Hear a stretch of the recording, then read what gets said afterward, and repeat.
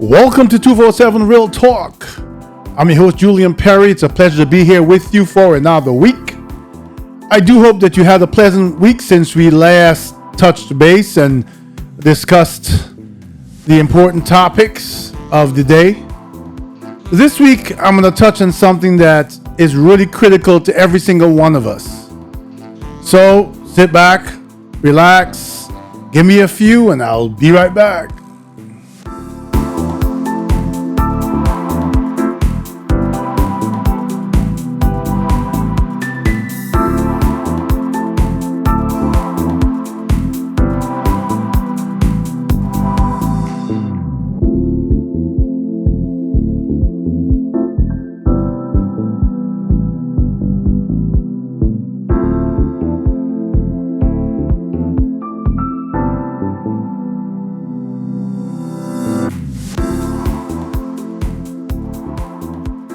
So welcome back to 247 Real Talk Podcast. Again, it's my pleasure to be here with you for another week. I'm recording pretty close to the deadline this week to submit, but what was it? It was a hectic week for me, a hectic work week. Right now, yesterday started a heat wave in New York, the first of the year. Also heard that July has been so far the hottest month on this planet ever.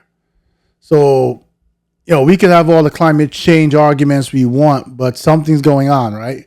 I remember as a kid growing up, we always learned that over time, the sun will get closer to the earth. I think the sun is also probably shrinking, and it's also getting closer to the earth. I'm assuming it's getting closer to the earth faster than it is shrinking, so the average temperature on the earth keeps increasing, right? It's pretty hot today. I'm not complaining because I like hot weather. At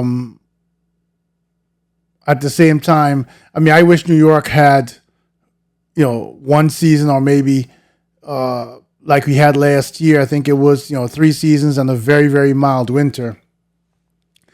I think that part of enjoying life and living longer and giving ourselves, our bodies and our minds a space to live longer is to be able to be outdoors more year round and not with all the coat jackets and all of that. So we'll see what years to come bring, but it seems like we're heating up.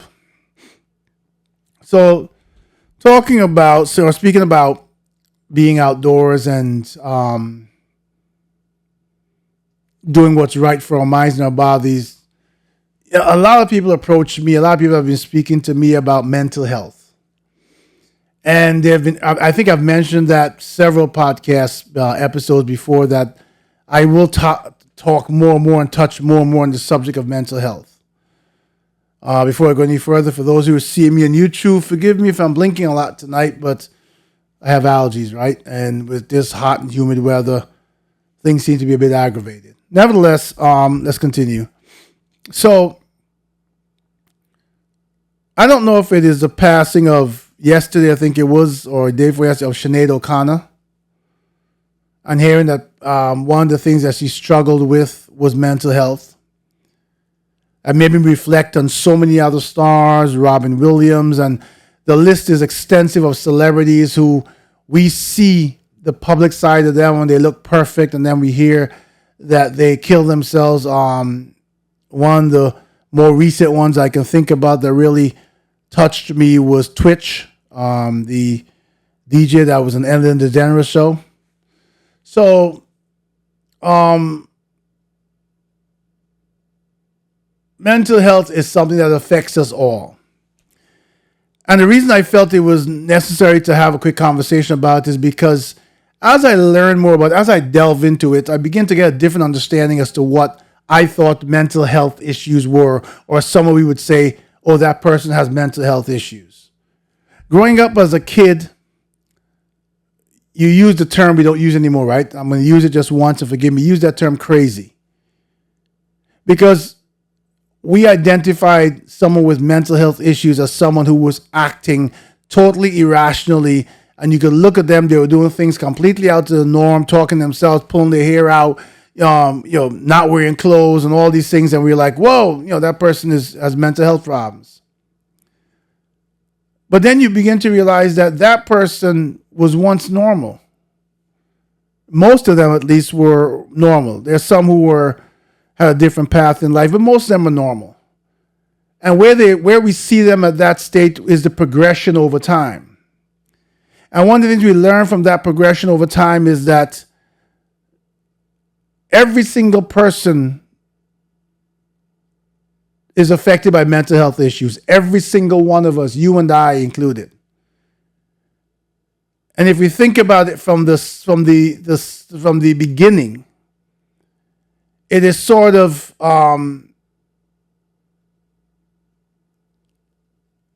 little things we deal with in life, little things that affect us. And as I talk to a large subset of people, I begin to realize that everything that affects people can be different with every person. I've talked to people who are stressed mentally because of their commute to work. I know what that feels like. The amount of time it takes to get to work, the number of trains you have to hop over on, the exhaustion that you feel when you get into work before you've even started the day of work. Then the battle at times on our transit system, especially in New York, to get home. And by the time you get home, the things you still have left to do, and before you look at it, you're way past your bedtime and you haven't accomplished what you needed to for that day. So you push through, you get to bed real late, you get up real early, and you do the cycle again. And the combination of tiredness and the whole experience of the commute puts a mental strain on you. There are people who are dealing with economic mental stress. Every day they worry about how to pay the bills. We live in a country, I talked about this a lot of times, where the government has become so full of itself that it's forgotten who the people are, and that the fact that we elected them to help us. And they've managed to divide this country, Republicans against Democrats, so you're dealing with a government that really, as far as I'm concerned, doesn't care. And doesn't address a lot of the issues that turn into mental health issues for people. So people who are dealing with economic issues, how to pay the rent, how to pay the rising cost of electricity, where your bill, 50% of your bill is delivery charges and taxes and has nothing to do with what you used. The rising cost of gasoline, the rising cost of transit. New York City Transit is about to enact another fare raise on the bridges, tolls, railroads, and subways. The fact that salaries are not increasing at that level. And you get excuses at your job as to why they can't economically give you a raise. Food prices are a bit down for when they were extreme early in this year, but it's still, I go to a place like Costco, which is like BJ's or Sam's Club, a wholesale place. And what you spend and what you come out with, I'll tell you, I was there this evening. And I spent close to, this is no exaggeration, I spent close to $100 in food items. Nothing outrageous. No meat. It was eggs. It was coffee. A few other things. And my bill was almost $100 for 8 items. How do you survive? Because the 8 items I bought were things, like I said, eggs, coffee, and necessities, but I can't live on them. The things that I would have had to buy if groceries were being done, that is chicken and meat and vegetable, whatever, the bill's $300, $400, $500. And what you're getting for that, you got to figure out how to stretch it if you have kids who are home right now from school for summer vacation and eating you out of the house at home, and how to make ends meet, right? That's a mental stress. Those people who are captivated by the media and have become victims of the media, exactly where the media wants them, where they've swallowed them up, and now they feel personally a part of this war between Republicans and Democrats, between the Biden administration and the past Trump administration, between the Department of Justice, between all these things, between the House, between the Senate, all these things have become them. They have looked at the things that one side is doing or the other side is doing. They have identified with one side, and they have personalized this hatred that's going on. Because make no mistake about it, the media plays with the minds of people. Because the media's job, if it's making money, is to have viewers. If you are boring, if you are not captivating, you don't get viewers, right? In the numbers you want. And there's two types of captivating. There's captivating where you're reporting things of interest that are neutral and that are truth. And then there are things that play to people's emotions and to ideologies and have nothing to do with the truth. Where you would listen to Fox News and get one interpretation of something or one spin on a story that makes one side, one party look great. And then you go to maybe NBC and you see a spin that makes the other party look great. And somewhere in the middle between those two is the actual truth. But they have managed to manipulate the minds so much that people hardly ever see the middle, the truth. They've aligned with one side or the other. And that in turn is creating a mental stress because there's an inherent stress that is in the air around us. There's a tension, a feeling in the air around us that exists in our society whenever we're interacting with people. On top of that, you look at the last few years where this racist element has raised its ugly head and magnified itself in our society again. There's been racism against Asians, racism against Jews, racism against blacks, and racism even against whites, everyone. And so you have a melting pot of people who were working for many years to cohabitate and to get to a better place, and they're now sort of regressed and fighting against each other. You're getting people who are punched on the streets and kicked and beaten because they're a race. Then you throw into that the LGBTQI, and I hope I got that right because I want to be inclusive of everyone, and they're being persecuted for their choice of how to live. And we walk down the street, and if you walk down certain streets in New York where it is a melting pot, a plethora of different types of people, you could walk down on maybe one or two long blocks in Manhattan and experience every single one of those things I just mentioned. And when you're done, you get on the other side of the block, you're completely stressed. And then you turn around now and you have to deal with the rest of your days or your day. You've got to deal with maybe going home to a child who's facing challenges. As you know, I made a very public podcast episode where I talked about my child who is high on the spectrum of autism, but doesn't behave autistic most of the time. Unless you sit with him for a while, you wouldn't recognize what you're seeing because he presents himself as a normal child. And I put normal in quotes, right? And that means that I deal with a different stress now because I struggle with getting him the services he needs so that later on in life he can function as by recognizing his own challenges and learning to adjust himself, to self-adjust. But when people see him, they don't want to hear what we're saying because there's so many other children out there who present fully as autistic. And we're dealing with such an environment where a lot of different geographical areas within New York alone are struggling depending on the socioeconomic makeup of that neighborhood, whether or not they're getting government funding and the correct skill set and the correct brains in their mixture of people assigned to their neighborhoods and their areas to help these kids. So many times my son, we have to push for him real hard and be forceful enough and persistent enough in our actions to get someone to pay attention long enough to recognize that he's part of that category as well. Because the people now, and understand how deep this gets, understand how deep this mental health issue gets. The people who are dealing with the autistic children, for example, have their own personal lives and may be struggling with all the other things I just mentioned in their personal lives. And now they have to come and deal with these children and just sort of push all of that aside, which humanly is almost impossible, right? And deal with this child.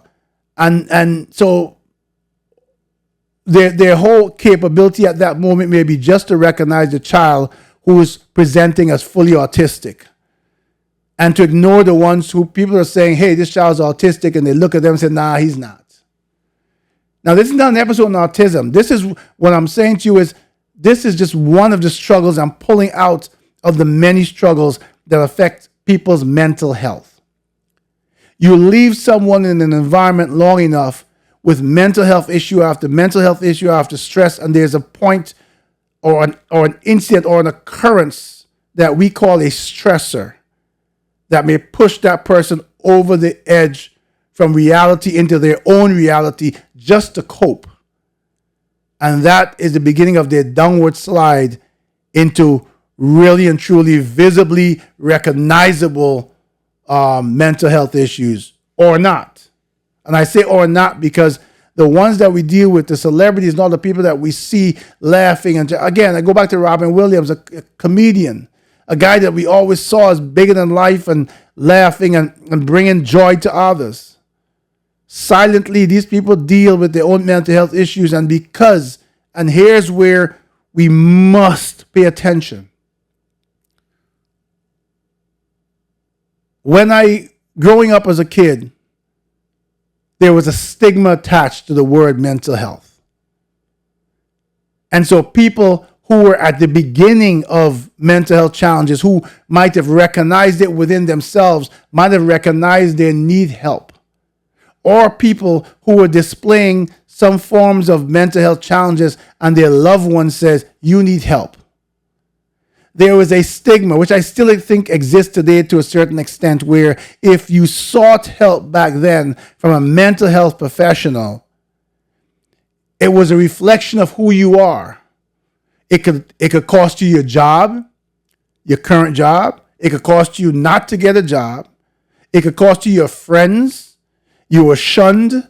You were excluded from certain activities and certain groups, all because you said, I need help. I need mental health or a mental help for my mental health.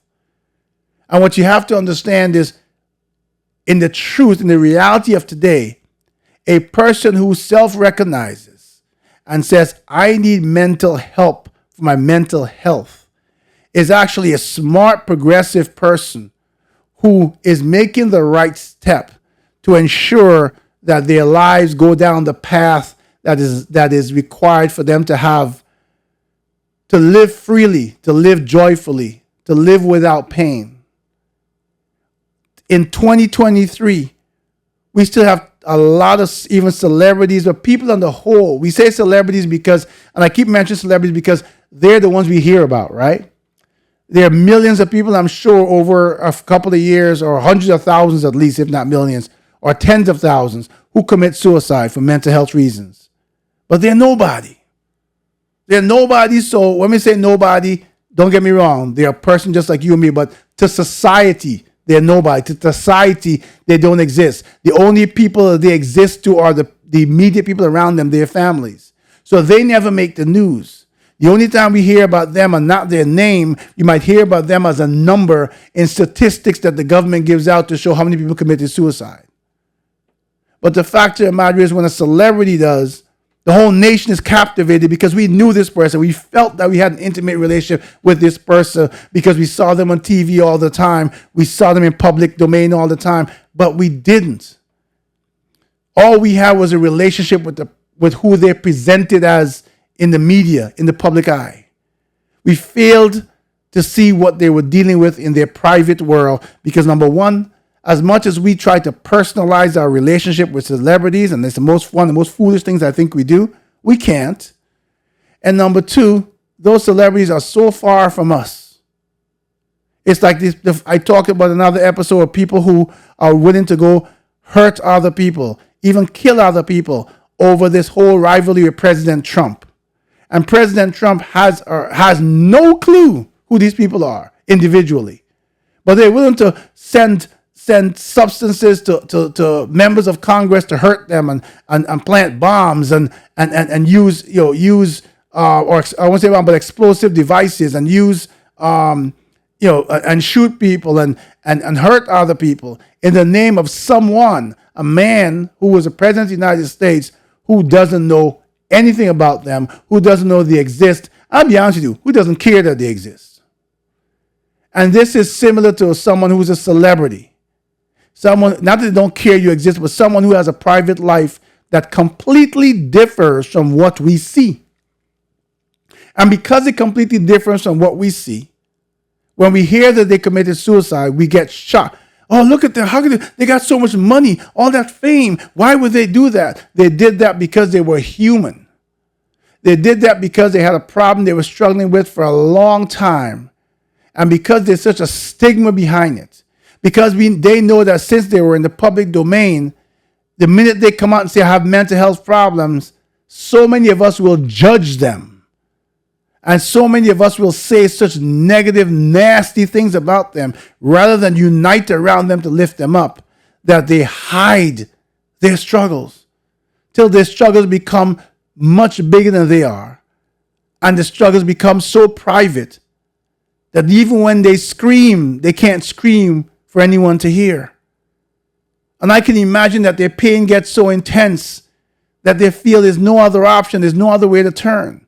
We are guilty of their pain because we have presented an environment where we judge them. Have you ever seen anything happen with a celebrity and you look at the comments on Facebook?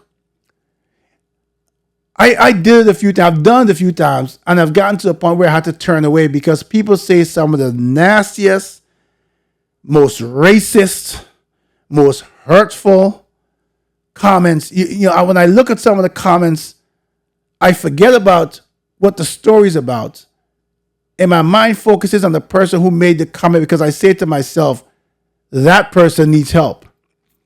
For you to be no personal friend of a celebrity, for something to come in the news or on Facebook and for you to comment and say something hurtful and nasty when you have no personal relationship with that person, you have a problem too.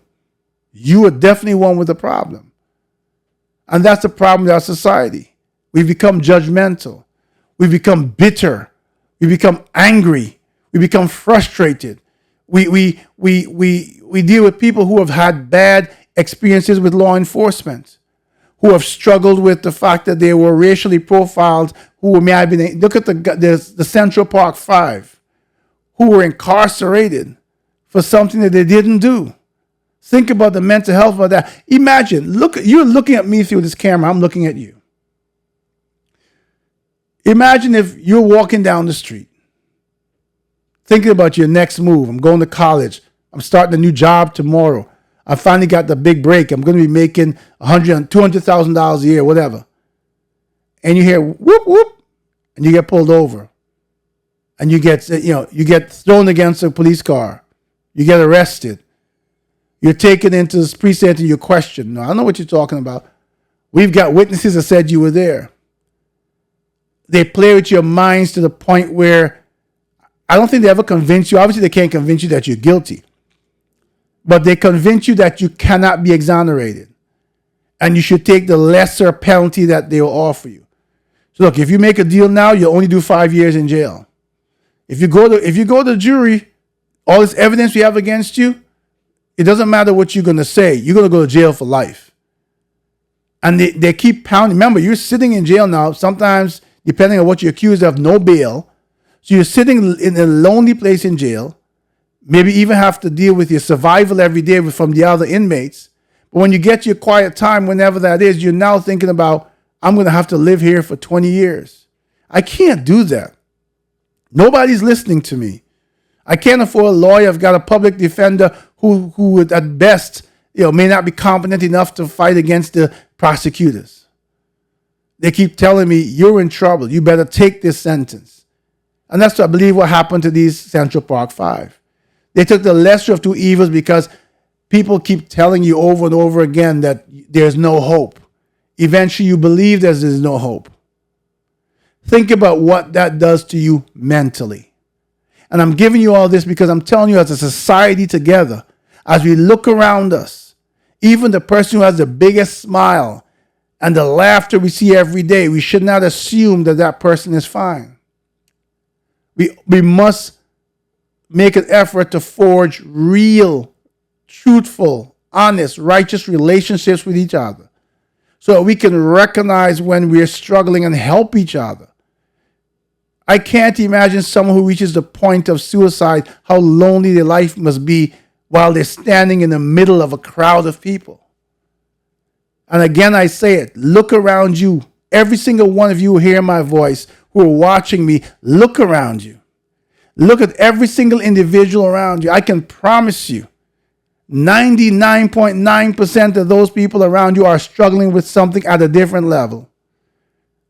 And the effect of that thing, whether it's small as a mustard seed or big as a mountain, its effect is mental. We need to encourage people to seek mental health help. Most insurance companies pay for it now.